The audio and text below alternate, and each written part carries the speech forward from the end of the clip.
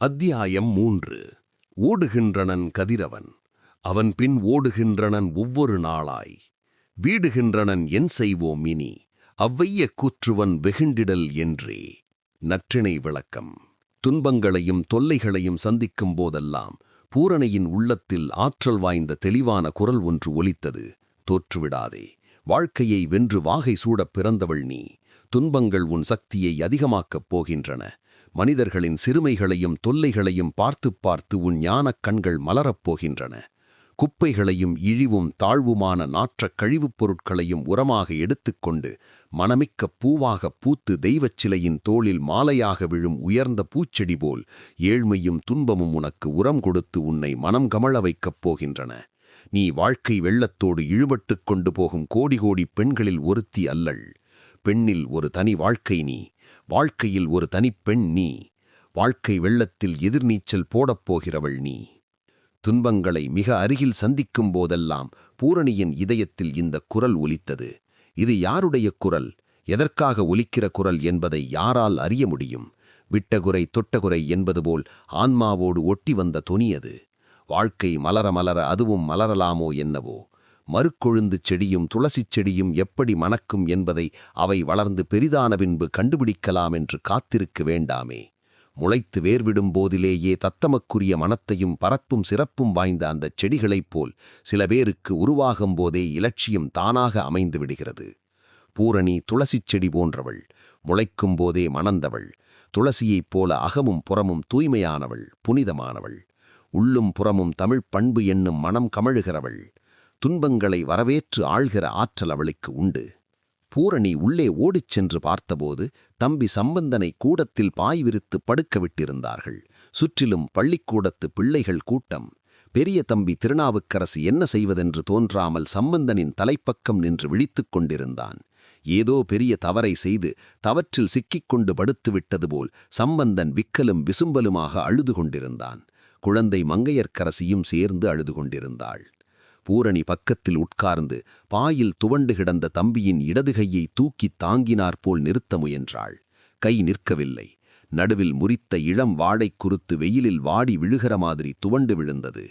அக்காவை பார்த்ததும் சம்பந்தனின் அழுகை அதிகமாகிவிட்டது. சிறுபிள்ளை கைதானே அம்மா, மட்டை வைத்துக் கட்டினால் ஒன்று கூடிவிடும். 4 வீடு தள்ளி ஒரு நாட்டு வைத்தியர் இருக்கிறார், அவரை கூட்டிக் கொண்டு வரச் சொல்லு என்று ஊதுவார் கிழவர் பூரணிக்கு பின்புறம் வந்து நின்று கொண்டு சொன்னார். பூரணி திருநாவுக்கரசின் முகத்தை பார்த்தாள். திருநாவுக்கரசு நாட்டு வைத்தியரை அழைத்துக் கொண்டு வர வேக வேகமாக ஓடினான். அக்கா, நான் ஒண்ணுமே செய்யலக்கா. பாலுங்கிற முரட்டு பையன் ஒருத்தன் எங்க கூட படிக்கிறான்.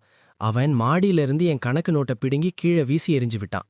மாடிக்கு நேரே கீழே ஒரு பெரிய மாமரம் இருக்கு. அந்த மரத்து கிளைக்கு நடுவே நோட்டு விழுந்து சிக்கிடுச்சு. அதை எடுக்கிறதுக்காக ஏறினேன். ஏறுகிறப்போ கால் இடறி விழுந்து விட்டேன் என்று அழுகைக்கிடையே நடந்ததை சொல்லி குற்றமின்மையை அக்காவுக்கு புலப்படுத்தினான் சம்பந்தன். மற்ற மாணவர்களை விசாரித்தாலும் பாலு என்கிற முரட்டுப் பையனைப் பற்றி கடுமையாகத்தான் சொன்னார்கள். நோவும் வேதனையுமாக கையெலும்பு பிசங்கி விழுந்து கிடக்கும் அந்தச் சமயத்தில் கூட தவறு தன்னுடையதில்லை என்று அக்காவுக்கு விளக்கிவிட வேண்டும் என்று அவன் துடித்துக் கொண்டிருந்த ஆர்வத்தை பூரணி குறிப்பாக கவனித்துக் கொண்டாள். திருநாவுக்கரசு நாட்டு வைத்தியரை அழைத்துக் கொண்டு வந்தான். பூரணி சற்று விலகினாற்போல் எழுந்து நின்று கொண்டாள். வைத்தியர் அருகில் அமர்ந்து முழங்கையை எடுத்து தொட்டு அமுக்கிப் பார்த்தார். ஓதுவார் கிழவர் அவருக்கு பக்கத்தில் இருந்தார். ஒன்றும் பயமில்லை, விரைவில் சரியாகிவிடும் என்று சொல்லிவிட்டு மூங்கில் பட்டைகளை கொடுத்து கையை நிமிர்த்தி கட்டி கோழி முட்டைச்சாறு நனைந்த துணியால் இறுகிச் சுற்று போட்டு முடித்தார் வைத்தியர். கையை ஆட்டாமல் அசையாமல் வைத்திருக்கின்ற தம்பி, கொஞ்சம் நாட்களில் எலும்பு ஒன்று கூடி கை முன்போல ஆகிவிடும் என்று சம்பந்தனிடம் அன்போடு சொல்லிவிட்டு எழுந்திருந்தார் வைத்தியர். ஓதுவார் கிழவர் பூரணியின் காதருகே ஏதோ சொன்னார். அவள் ஓடிப்போய் ஒரு தட்டில் 4 ரூபாய்களை வைத்து வைத்தியரிடம் மரியாதையாக நீட்டினாள். வைத்தியர் சிரித்தார். உன்னிடம் வாங்கி எனக்கு நிறைந்து விடாதம்மா. அழகிய சிற்றம்பலத்துக்கு நான் எவ்வளவோ செய்ய கடமைப்பட்டிருக்கிறேன். இதை நீயே வைத்துக்கொள். பையனுக்கு கை சரியான பின் அவசியமானால் ஏதாவது கேட்டு வாங்கிக் கொள்கிறேன் என்று அவள் கொடுத்ததை வாங்க மறுத்துவிட்டார் அவர். அப்பாவின் பெருமை அந்த வீட்டை ஆண்டு கொண்டிருப்பதை பூரணி உணர்ந்தாள். காசையும் பணத்தையும் சேர்த்து வைத்துவிட்டு போகாவிட்டாலும் அந்த குடும்பத்திற்கு உதவி செய்து பெருமைப்பட விரும்பும் மனிதர்களையும் உறவையும் 4 புறத்தும் தேடி வைத்துப் போயிருக்கிறார் அவர். பணம் வாங்க மறுக்கும் வைத்தியர், தன் குடும்பம் போல் எண்ணி சுகதுக்கங்களில் பங்கு கொள்ளும் ஓதுவார் கிழவர், தனி அனுதாபத்தோடும் அன்போடும் உதவக் காத்திருக்கும் அண்டை அயலார்கள், இவையெல்லாம் அப்பாவின் நினைவாக எஞ்சியிருக்கிற பெருமைகளல்லவா? பள்ளிக்கூடத்துப் பையன்கள் கூட்டம் போகிற வாயில் இல்லை. இவங்களுக்கெல்லாம் வேடிக்கையாக இருக்கிறதா? அவன் கையை ஒடித்துக் கொண்டு வந்து படுத்து கிடக்கிறான். கூட்டம் போடாமல் வீட்டுக்கு போய் சேருங்கள் என்று ஓதுவார் கிழவர் கூப்பாடு போட்ட பின்னே பிள்ளைகள் கூட்டம் குறைந்தது. குழந்தை மங்கையர்க்கரசிக்கு நடந்தது என்னவென்று தெரியாவிட்டாலும் அண்ணன் சம்பந்தனுக்கு ஏதோ பெரிய துன்பம் வந்திருக்கிறது. இல்லாவிட்டால் பாயில் படுக்கவிட்டு வைத்தியரெல்லாம் கட்டுப்போட மாட்டார், இத்தனை பேர் கூட மாட்டார்கள் என்று மொத்தமாக ஏதோ துக்கம் புரிந்தது. அதனால் அந்த குழந்தையின் அழுகை இன்னும் ஓயவில்லை. எதிர்வீட்டு ஓதுவார் கிழவர் விடைபெற்று புறப்பட்டார். நான் வீட்டுக்கு போகிறேன் பூரணி, தம்பியை கவனமாய் பார்த்துக்கொள். ஏதாவது வேண்டுமானால் என்னை கூப்பிடு. வாசல் திண்ணையில்தான் படுத்துக் கொண்டிருப்பேன். எதை நினைத்தும் துக்கப்படாதே அம்மா. இன்னாருடைய பெண் என சொன்னாலே மற்றவர்கள் போட்டி போட்டுக்கொண்டு உதவ முன்வருகிற அத்தனை பெருமையை அப்பா தனக்கு தேடி வைத்துப் போயிருக்கிறார். நீ ஏன் அம்மா கலங்க வேண்டும் என்று போகும்போது சொல்லிவிட்டுத்தான் போனார் அவர். எல்லோரும் இப்படித்தான் சொல்லுகிறார்கள். அப்பாவின் பெருமை இன்சூரன்ஸ் ஏற்பாடு போல் மரணத்துக்குப் பின் இலாபம் சம்பாதிக்கிற உயில் வியாபாரமா என்ன? பண்புள்ளவன் அடைந்த புகழைப் போல் பொதிந்து வைத்து போற்ற வேண்டிய பெருமையல்லவா அது? நான் வசதிகளை அடைவதற்காக அப்பாவின் பெருமையை செலவழித்து வீணாக்க வேண்டிய அவசியமில்லையே. என்னுடைய கைகளால் உழைத்து நான் வாழ முடியும். என் உடன்பிறப்புகளையும் வாழ வைத்து இந்த குடியை உயர்த்த முடியும். சிறிய ஆசைகளை முடித்துக் கொள்வதற்காக அப்பாவின் பெருமையை செலவழிக்க நான் ஒருபோதும் முற்பட மாட்டேன். அப்பாவின் பெருமையில் மண்ணுலகத்து அழுக்குகள் படியவிட மாட்டேன் என்று எண்ணி நெட்டுயிர்த்தாள் பூரணி. இவற்றை நினைக்கும்போது அவளுடைய முகத்திலும் கண்களிலும் ஒளியும் உறுதியும் தோன்றின. அக்கா, இனிமேல் அண்ணனுக்கு கை நேரே வராம போயிடுமா? அழுகையின் விசும்பலோடு சிறிய ஆரஞ்சு சுளைகளைப் போன்ற உதடுகள் துடிக்க பூரணிக்கு பக்கத்தில் வந்து நின்று கொண்டு இப்படி கேட்டாள் குழந்தை. அப்போது அகன்று மலர்ந்த அவள் குழந்தைமை தவழும் கண்களில் பயமும் கவலையும் தெரிந்தன. இல்லை கண்ணே, அண்ணனுக்கு கை சீக்கிரமே நல்லா போயிடும் என்று சொல்லி குழந்தையை வாரி அணைத்துக் கொண்டாள் பூரணி. பூக்களின் மென்மைகளையும் பன்னீரின் குளிர்ந்த மணத்தையும் கொண்டு செய்தது போன்ற உடம்பு குழந்தை மங்கையர்க்கரசிக்கு. குழந்தையின் உடலை தீண்டும் போதும், சிரிப்பை காணும் போதும், சின்னஞ்சிறு பூ கண்களை அருகிலே பார்க்கும் போதும் வாழ்க்கையில் சத்தியத்துக்கு இன்னும் இடமிருக்கிறது என்கிற மாதிரி ஒரு தூய நம்பிக்கை உண்டாகிறது. அப்பா இருந்தால் கோயிலிலிருந்து வீடு திரும்புகிற நேரம் இது. மாலையில் தென்புறம் திருமங்கலம் சாலையில் நெடுந்தூரம் காலார நடையாக போய்விட்டு திரும்பும்போது கோயிலில் முருகனையும் வணங்கிவிட்டு 7-7:30 மணி சுமாருக்கு வீடு திரும்புவார் அவர். இரவில் கன உணவாக சோறு சாப்பிடுவது அவருக்கு பிடிக்காது. சோறு உண்டால் விரைவில் உறக்கம் வந்துவிடும் என்று கோதுமை தோசை, இட்லி மாதிரி குறைந்த உணவாக சிறிது உண்பார். அதிக நேரம் உறக்கம் விழித்தும் படித்துக் கொண்டிருப்பார். அப்பாவின் பழக்கமே வீட்டில் எல்லோருக்கும் அமைந்துவிட்டது. பூரணி அடுப்பு மூட்டி இட்லி கொப்பரையை வைத்தாள். அந்த வீட்டில் ஒவ்வொரு நிலையிலும், ஒவ்வொரு பொருளிலும், ஒவ்வொரு செயலிலும், ஒவ்வொரு மூலையிலும் மறந்துவிடாமல் மறைத்துவிடாமல் அப்பாவின் ஞாபகம் இருந்தது. பழக்கத்தில் உறைந்துவிட்ட உயிரின் உறவான நினைவுகளை அவ்வளவு எளிதில் மறக்க முடியுமா? மனிதர்களைப் போல் அவர்களை பற்றிய நினைவுகளுமா விரைவில் அழிகின்றன? அப்படி அழியுமானால் பின்பு இந்த உலகத்தில் என்ன இருக்கிறது? காலம் எதைத்தான் அழிக்காமல் நிலைக்கவிடப் போகிறது? நிற்காமல் ஓடுகிற சூரியனும் அவனை துரத்திக் கொண்டு ஒவ்வொன்றாய் பின்தொடரும் நாட்களும் உலகில் எதையோ ஓடி ஓடி தேய்த்து கொண்டிருக்கின்றனவே, அல்லது தேய்ந்து கொண்டிருக்கின்றனவே. ஒரு தட்டில் 4-5 இட்லிகளை எடுத்துக்கொண்டு போய் சின்னத்தம்பி சம்பந்தனுக்கு அவன் படுத்துக் கொண்டிருந்த இடத்திலேயே எழுந்து உட்கார்ந்து சாப்பிடுமாறு கொடுத்துவிட்டு வந்தாள் பூரணி. திருநாவுக்கரசையும் குழந்தை மங்கையர்க்கரசியையும் கூப்பிட்டு சமையலறையில் தனக்கு பக்கத்தில் உட்காரச் செய்து கொண்டு பரிமாறினாள். அவ்வளவு இளமையில் தாயின் முதிர்ச்சியும் அன்பின் கனிவும் அவள் எவ்வாறுதான் பெற்றாளோ? பெரிய மீன்கள் தம் குஞ்சுகளை கண் பார்வையிலேயே வளர்த்து பழக்கி பெரிதாக்குமாம். பூரணி தன் தம்பிகளையும் தங்கையையும் அன்பாலும் கனிவாலுமே வளர்த்தாள். கூடியவரை வீட்டையும் தன்னையும் தேடி வரும் துன்பங்களை அவர்கள் தெரிந்து கொள்ள விடுவதில்லை.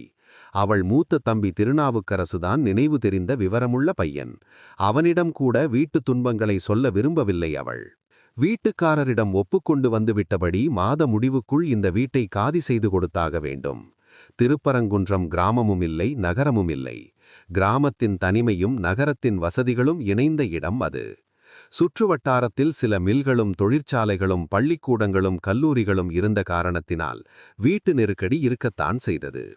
மதுரை நகருக்குள் வாடகை கொடுக்க இயலாத மத்தியதர குடும்பங்களும் கூலிகளும், அமைதியான வாழ்வை முருகன் அருள்நிழலில் கழிக்க விரும்புபவர்களும் நெருங்கி கூடும் இடமாகையால் அங்கும் வீட்டுப் பஞ்சம் அதிகமாகிவிட்டது.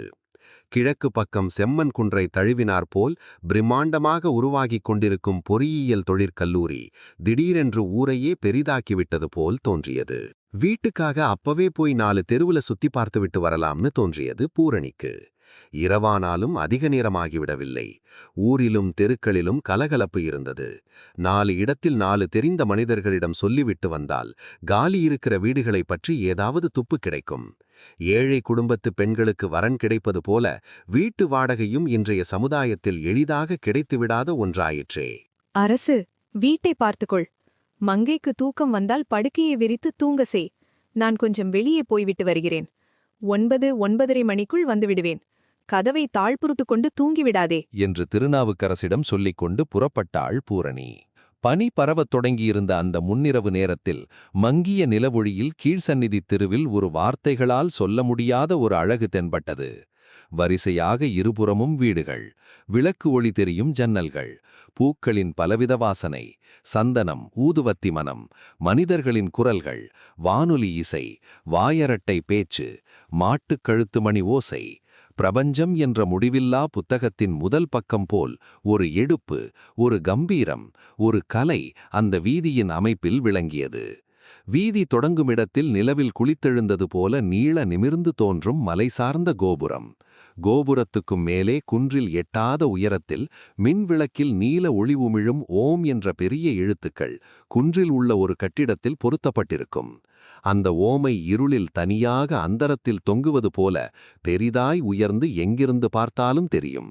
அந்த ஓமை உற்று மேலே பார்த்து கொண்டே பூரணி சந்நிதி தெருவில் நடந்தாள். இருளில் அந்த ஓம் மின் விளக்கை எவ்வளவு நேரம் பார்த்தாலும் அலுக்காது அவளுக்கு. கீழும் மேலும் எங்கும் எதனோடும் தொடர்பின்றி உயர்ந்த வான விதானத்தில் ஓம் என்ற சக்தியே ஒளிப்பூவாய் பூத்து திருப்பரங்குன்றம் முழுவதும் மனம் பரப்பி நிற்பது போல அழகாய் தோன்றும் அந்த ஓம். மேடை மொட்டை மாடியில் நின்று இதை பார்த்து மகிழ்வது அவளுக்கு வழக்கமான அனுபவம். ரதவீதிகளிலும் வெள்ளியங்கிரி சந்து, திருக்குளச்சந்து முதலிய சந்துகளிலும் ஒண்டுகுடித்தனத்துக்கு ஏற்ற சிறிய இடங்களிலிருந்தாலும் இருக்கலாம். சரவண பொய்கை கரையிலும் ரயில் நிலையத்துக்கு தென்கிழக்காக கிரிவீதியிலும் பெரிய ஒண்டுகுடித்தன ஸ்டோர்கள் சில உண்டு. பகல் நேரத்தை விட்டு இரவில் அவள் புறப்பட்டதற்கு காரணம் இருந்தது. பழகிய மனிதர்கள் அதிகமாக இருக்கும் இடங்களில் அப்பாவின் துக்க சம்பவம் நடந்து 1 மாதம் கூட ஆகும் முன் சுற்றித் திரிவது அவமானமாக தோன்றியது அவளுக்கு. உடனடியாக பெரிய வீட்டை காலி செய்துவிட்டு ஒண்டுகுடித்தனம் வர முயல்வது பற்றி தெரிந்தவர்கள் தூண்டி துருவி கேள்விகள் கேட்பார்கள். அதிகம் பேர் கண்களில் படாமல் இடம் விசாரிக்க அந்த நேரமே ஏற்றது என்று அவள் நினைத்தாள். தேரடியிலும் கோயில் வாயிலிலுள்ள கடைகளிலும் கூட்டமும் கலகலப்பும் இருந்தன. சந்நிதி முகப்பில் ஒரு கணம் நின்று வணங்கிவிட்டு கிழக்கே பெரிய இரத வீதியில் திரும்பினாள் பூரணி. இரவு 3 மணி வரை அரவம் குறையாத தெரு அது. தெருக்கோடியில் மேட்டிலிருந்த டூரிங் சினிமா கொட்டகைதான் அந்த மாதிரி ஆள்புழக்கத்திற்கு காரணம். வெளியூரிலிருந்தெல்லாம் ஆயிரக்கணக்கான பக்தர்கள் வந்து முருகனை சுற்றி கொண்டிருந்தார்கள் என்றால், முருகனை சுற்றி குடியிருந்த உள்ளூர்காரர்கள் டூரிங் சினிமா கொட்டகையை சுற்றி கொண்டிருந்தார்கள். திருக்குளத்து முதல் சந்தில் தன்னோடு படித்த கமலா என்ற பெண்ணின் வீடிருப்பது அவளுக்கு நினைவு வந்தது. திரும்பியவுடன் முதல் வீடு கமலாவுடையது. கமலா, அவள் தாயார், இன்னொரு பாட்டியம்மாள் 3 பேராக வீட்டு வாயிலில் திண்ணையிலேயே உட்கார்ந்து ஏதோ வம்பு பேச்சு பேசிக் கொண்டிருந்தார்கள். போகலாமா வேண்டாமா என்ற தயக்கத்துடனேயே நடந்து போய் அந்த வீட்டு வாசலில் நின்றாள் பூரணி. பேச்சில் ஈடுபட்டிருந்த கமலாவின் கவனத்தை தன்பக்கம் திருப்புவதற்காக கமலா என்று பூரணி மெல்ல கூப்பிட்டாள்.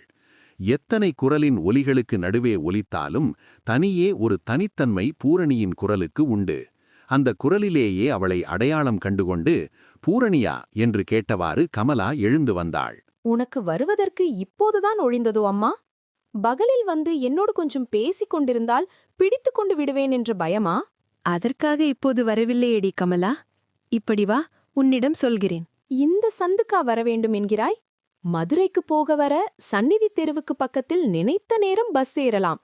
இங்கே வந்துவிட்டால் அவ்வளவு தூரம் நடந்து போய்த்தான் ஆக வேண்டும். உன் தம்பிகளுக்கு பள்ளிக்கூடம் போக இன்னும் நடை அதிகமாகுமே. எல்லாம் யோசனை பண்ணிக்கொண்டு செய். வசதிகளை வைத்துக் கொண்டிருப்பவர்களுக்குத்தான் மேலும் சில வசதிகளுக்கு ஆசைப்பட முடியும் கமலா. ஒரு வசதியும் இல்லாதவர்களுக்கு எல்லா வசதி குறைவுகளுமே வசதிகளாகத்தான் தோன்றும். பூரணி ஏக்கத்தோடு சொன்னாள். கமலா இதற்கு சமாதானம் சொல்ல முடியவில்லை. உன்னிடம் பேசி வெற்றி கொள்ள என்னால் முடியாதம்மா.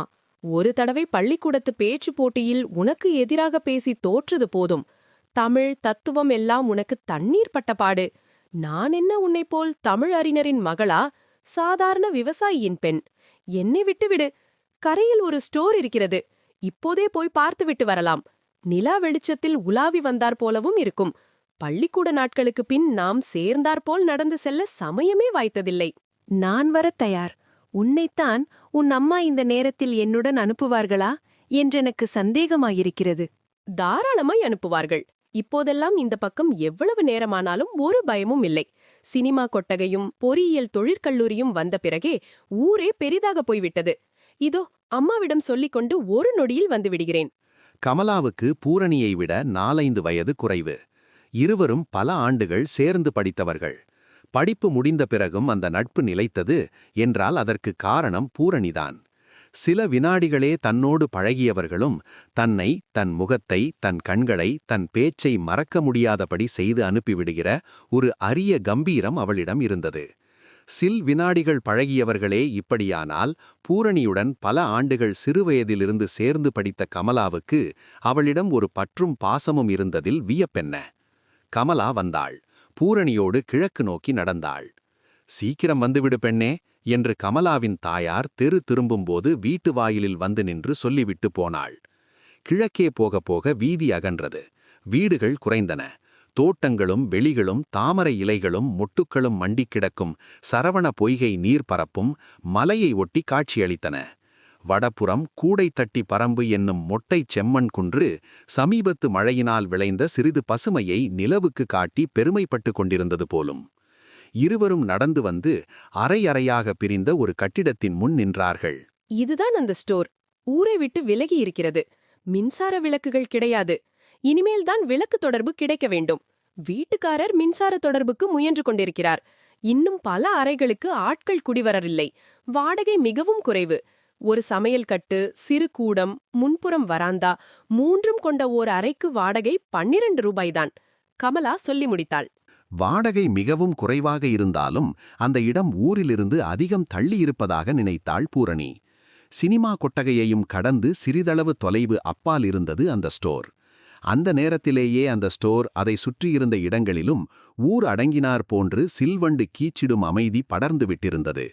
ஸ்டோர் வாசலில் வேப்பமரத்தின் கீழே பீடி புகையை இழுத்துவாரமை உட்கார்ந்திருந்த ஒரு ஆள் தானாகவே எழுந்து வந்து சில விவரங்களை அவளுக்கு அன்போடு சொன்னான்.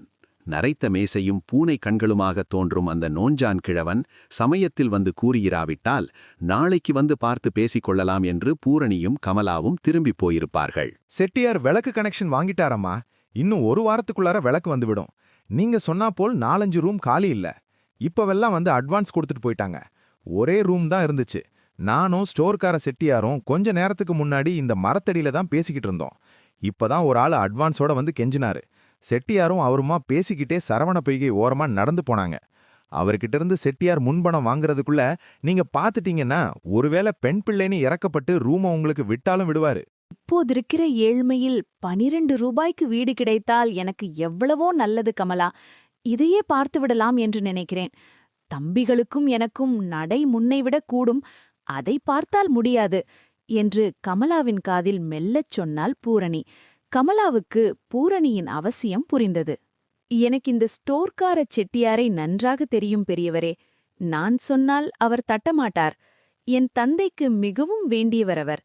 நீங்கள் கொஞ்சம் எங்களுக்கு அவர் இருக்கிற இடத்தை காட்டி உதவினால் நன்றியுள்ளவர்களாக இருப்போம் என்று கமலா அந்த பூனை கண் கிழவனை கேட்டாள்.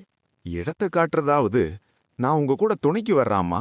சரவண பொய்கை கரையில அந்த நாவல் மரத்தடியில உட்கார்ந்து பேசிக்கிட்டு இருப்பாரு செட்டியாரு. பார்த்து ஒரு வார்த்தை காதுல போட்டுட்டா வேற யாருக்கும் விடமாட்டாரு. நமக்கு உறுதி சொன்னது போல திருப்தி ஆயிடும். என்று உற்சாகமாக கூறி தானும் உடன் புறப்பட்டான் கிழவன். முன்னால் கிழவனும் அடுத்தாற்போல் கமலாவும் கடைசியாக பூரணியும் ஒருவர் பின் ஒருவராக நடந்தார்கள். தண்ணீர் பாயும் ஒலி, வயல்களில் தவளை கூச்சல், மலையில் காற்று மோதிச் சுளிக்கும் சுர் ஓசை, இவை தவிர இரவின் அமைதி சூழ்ந்திருந்த அத்துவானமாக இருந்தது அந்த இடம். தூரத்திலிருந்து டூரிங் சினிமா ஒலி நைந்து வந்தது. மரநிழல்களின் ஊடே சிவந்த மேனியில் தேமல் போல் நில ஒளியும் நிழலும் கலந்து பூமியில் படரும் அழகை பார்த்து கொண்டே பூரணி தரை நோக்கி நடந்து கொண்டிருந்தாள். திடீரென்று, ஐயோ, சங்கிலியை அறுத்துக்கொண்டு ஓடுகிறானே என்று கமலாவின் அலறலும் திடுதிடுவென்று ஓடும் ஒலியும் அவளை தூக்கி வாரி போடச் செய்தன. எதிரே பார்த்தாள். கமலாவும் அந்த ஆளும் தனக்கு மிகவும் முன்னால் போயிருந்தது தெரிந்தது. கமலா பதறி நின்றாள். அந்த பூனைக்கண் கிழவன்தான் முன்புறம் ஓடிக்கொண்டிருந்தான். பூரணியின் உடம்பில் எங்கிருந்துதான் அந்த பலம் வந்து புகுந்ததுவோ அவனை துரத்தி ஓடலானாள். கீழே கிடந்த ஒரு குச்சுக்கல்லை எடுத்து ஓடுகிறவன் பிடரியை குறிவைத்து வீசினாள். அடுத்த கணம் குரூரமாக அலறி விழுந்து மறுபடியும் எழுந்து ஓடினான். பூரணி விடவில்லை. அருகில் நெருங்கி அவனை பிடித்து விட்டாள். நாயை சங்கிலியால் பிணைக்கிற மாதிரி அவனுடைய அழுக்கு துண்டாலேயே அவன் கைகளை கட்டினாள்.